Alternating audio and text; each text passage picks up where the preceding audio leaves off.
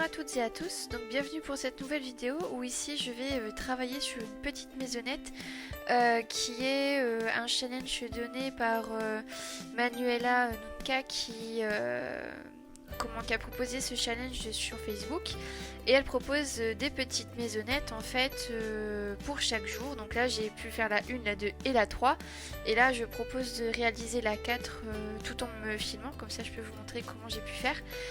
Donc tout est inscrit hein, sur le groupe Facebook comme à lundi je crois de Manuela. Donc voilà, donc c'est parti. Donc là la quatrième maisonnette, la contrainte, enfin le thème. À chaque fois il y a un thème et une contrainte. Là le thème pour la quatrième maisonnette c'était, il me semble que c'était un jardin d'hiver et la contrainte c'était le détourage. Alors pour moi c'est pas du tout une contrainte du tout puisque j'aime beaucoup ça, détourer les tampons, les colorisations que je peux faire, donc pas de problème pour moi ça a été. Donc au niveau de la maisonnette, donc j'ai gardé une largeur de la maisonnette de 9,5 cm. Je pense que je vais faire la même largeur pour chacune de mes maisons et par contre la hauteur elle a varié en fonction des maisons que j'ai voulu faire. Donc voilà, après au niveau du fond de ma maisonnette, ce que j'ai voulu réaliser c'est une superposition de feuillage.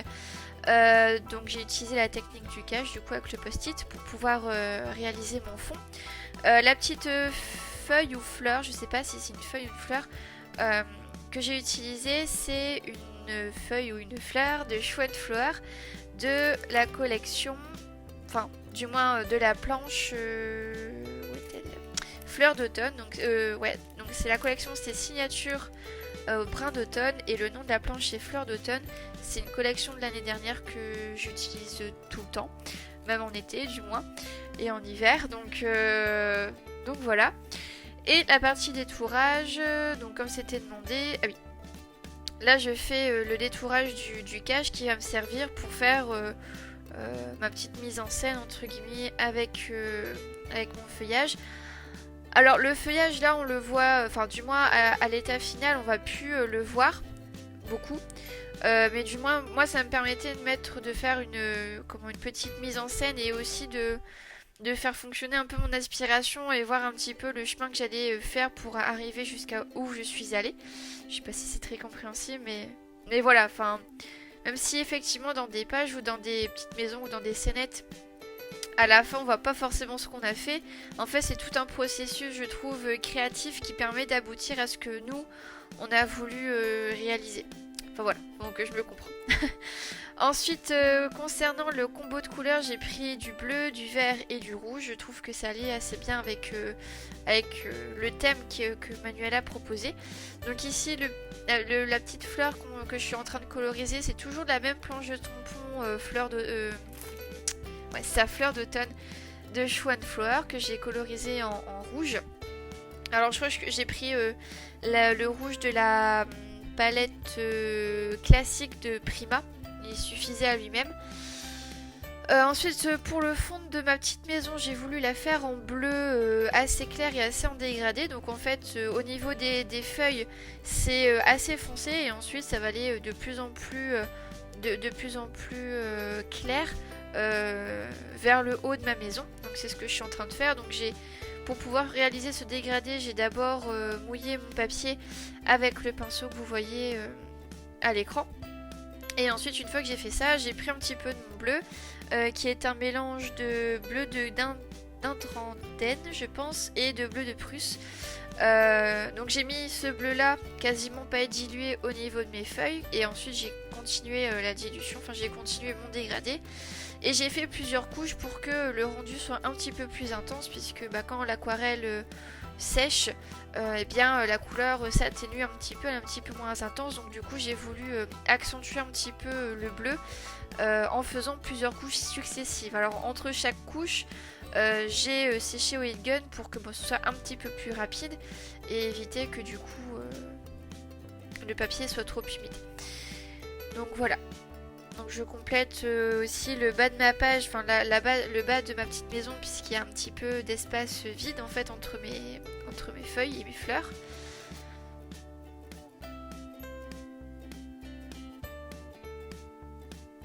je sèche tout au gun pour que ce soit un petit peu plus simple. Un peu plus rapide du moins. Et je fais quoi? Oui, ok, donc je pense que je devais regarder un petit peu les pinceaux que j'ai utilisés. Donc là, pour les feuilles, du coup, j'ai utilisé le vert. J'ai pris deux sortes de verre. J'ai pris le vert clair, c'est un oxyde de chrome que j'ai j'ai mélangé avec rien du tout. Et le vert le plus foncé là que je suis en train de mettre, j'ai fait un mélange de vert de périlène et d'oxyde de chrome. Et après, le cœur vraiment de ma feuille, j'ai fait ça vraiment avec du vert de périlène pur pour voilà, que le milieu de ma feuille soit plus marqué et qu'il y ait un peu plus de nuances, qu'il y ait un peu plus de dynamisme en fait au niveau de mes feuilles. Et je fais la même chose pour les deux autres feuilles qui sont présents. La petite maisonnette et le petit oiseau, c'est toujours de Shoe and Flower. Alors cette fois-ci, c'est une planche de tampon clear de la collection d'hiver de l'année dernière, mais je n'ai plus le nom de cette collection-là. C'est avec un petit garçon qui fait une sorte de... Enfin, qui fait une grosse boule de neige en fait pour en faire le petit bonhomme. Il y a un petit bonhomme de neige, etc. Et elle est très mignonne cette petite planche. Et donc l'oiseau et les maisons à oiseaux, les cabanes à oiseaux, sont issues de cette planche-là. Les feuilles, donc c'est toujours les feuilles de Shoe and Flower de feuilles d'automne de l'année dernière. Et j'ai utilisé les mêmes coloris que pour le fond que pour le fond de ma petite maison. Et alors les cercles là que je suis en train de coloriser, ils sont issus de la planche de tampon toujours décidément. C'est un de mes classiques fleurs d'automne. Qui au départ quand j'ai acheté la planche, je savais pas du tout comment utiliser ces petits ronds. Et en fait j'ai vu sur des réalisations d'autres scrapeuses qu'en fait les ronds, elles les utilisaient comme par exemple une sorte de nuancier en fait pour donner les couleurs de la page, etc. Et je trouvais ça très intéressant et du coup ça me permet du coup d'utiliser les ronds, les carrés qui sont présents sur cette planche de tampon et ça donne un petit truc en plus du coup aux pages. Et j'ai voulu du coup mettre un petit peu plus de touches de blanc puisque je trouvais que j'en avais pas assez sur ma petite maison. Donc j'ai utilisé un Posca blanc que j'ai imbibé d'encre blanche et avec un ciseau du coup j'ai tapé assez fort sur le Posca pour que l'encre puisse faire des petites gouttes sur ma petite maison. Et c'est comme ça que j'ai pu avoir mes petites gouttes blanches. Donc il faut vraiment que la mine du Posca soit très imbibée d'encre parce que sinon quand on tape on va avoir des toutes petites gouttes, mais pas forcément des gouttes plus importantes comme on voudrait l'avoir. Donc surtout bien imbiber le petit Posca et puis après taper franco sur le Posca pour faire sortir l'encre. Sauf que même avec mes petites gouttes d'acrylique blanc, je trouvais qu'il n'y avait pas assez de blanc sur ma petite maison. Donc pour essayer de mettre quelque chose de blanc, de très clair sur ma maisonnette, enfin après on pourra dire que ma maison est quand même assez claire, mais je trouvais qu'il n'y avait pas assez de blanc dans ma maison. Donc ça me perturbait au niveau de l'harmonie des couleurs, etc. Donc du coup j'ai utilisé une esperluette, je pense que c'est une esperluette de la collection Florilège. Il y a une paire d'années je pense et j'ai pris la plus grosse esperluette qui est proposée. Celle-là je la mets vraiment partout quand j'ai besoin d'esperluettes sur mes pages ou sur tout ce que je voudrais faire. À découper et à évider, je trouve c'est assez simple, les formes sont assez simples et ça va assez vite. Donc pour détourer, il n'y a aucun problème. Et après je finis ma mise en page, donc j'ai détouré du coup aussi les petites maisons, j'ai détouré mon petit oiseau, j'ai essayé de le faire avec les couleurs d'un rouge-gorge. Je sais pas si c'est flagrant, mais du moins j'ai essayé de le faire. Et voilà, donc je continue ma petite mise en page en continuant à coller. Alors là pour cette réalisation, et je pense que pour toutes les maisonnettes je vais faire comme ça, j'ai utilisé un papier aquarelle. Sauf que le papier aquarelle que j'utilise est assez rugueux et pour coller sur du papier aquarelle, avec mon petit roller rouge que j'achète à la fête du scrap, j'ai eu du mal à coller, donc du coup j'ai utilisé la colle scotch forte pour pouvoir coller tous les petits éléments parce que sinon ça collait pas. Donc moi comme ça je suis sûre que ça tient bien. Donc voilà, là j'ai détouré alors la petite fleur que vous avez vue en rouge que j'ai colorisée. Je n'ai détouré que les petites fleurs pour faire comme si c'était des baies. Jardin d'hiver, donc ça me fait penser à des baies rouges. Donc c'est pour ça que j'ai pas enfin que j'ai découpé uniquement les feuilles et pas tout le feuillage. Et donc comme ça me donne des petites des petites touches de rouge par-ci par-là pour rappeler le toit de ma maisonnette, mais aussi le petit ventre de mon rouge-gorge. Concernant le titre, j'ai mis le titre Dans mon jardin, toujours d'une collection de Show and Flower, décidément. Et Brin d'automne. Donc c'est une collection de l'année dernière, toujours. Donc j'en ai fait une petite étiquette et j'ai encadré avec avec un stylo avec une taille très très fine. Et ensuite je l'ai collé du coup en plein milieu de ma petite page. Concernant le numéro, et je vais faire ça pour toutes les maisonnettes aussi, vous voyez j'ai un gros 4 au milieu, enfin en haut de ma page. J'ai fait la même chose pour les maisonnettes 1, 2 et 3. C'est des chiffres que j'ai trouvés chez Action. Ils vendent ça dans des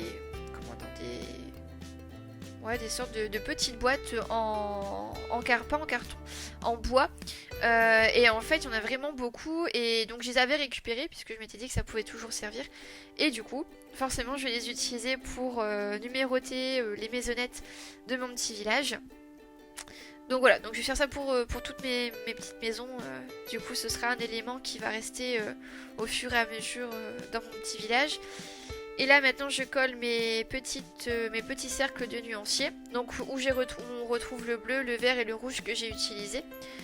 Du coup c'est vrai que ces cercles ça permet de rappeler du coup les couleurs vraiment que j'ai utilisées et ça fait à la fois un embellissement et je trouve que c'est un aspect... Enfin ça sert du coup dans ma page je trouve. Et pour remettre un petit peu en relief tout ce que j'ai fait, j'ai mis du glossy accent sur mes petits cercles de couleurs du nuancier. Et j'ai mis des gouttes de Nuvo, donc des Enamel Dots de Nuvo blanc pour apporter encore toujours un petit peu une petite touche de blanc à chaque fois. Donc voilà là ma petite maisonnette en vitesse réelle. Donc j'ai passé un petit peu de temps à la faire, mais au fur et à mesure en fait des challenges que Manuela propose, c'est assez intéressant parce que du coup on fait des associations peut-être de matière, de couleurs ou même de tamponnage ou d'embellissement qu'on n'aurait pas forcément fait habituellement. Donc pour moi c'est la première fois que je fais des challenges comme ça et je trouve ça hyper intéressant. Donc voilà, je vous conseille à en faire si c'est possible pour vous parce que franchement c'est une mine d'or pour l'inspiration et puis pour apprendre aussi à utiliser notre matériel. Donc voilà, j'espère que cette petite vidéo vous aura plu et ça vous aura donné une petite étincelle d'inspiration pour vous essayer de faire ça à la maison. Voilà, je vous souhaite une très belle soirée puis à bientôt. Au revoir.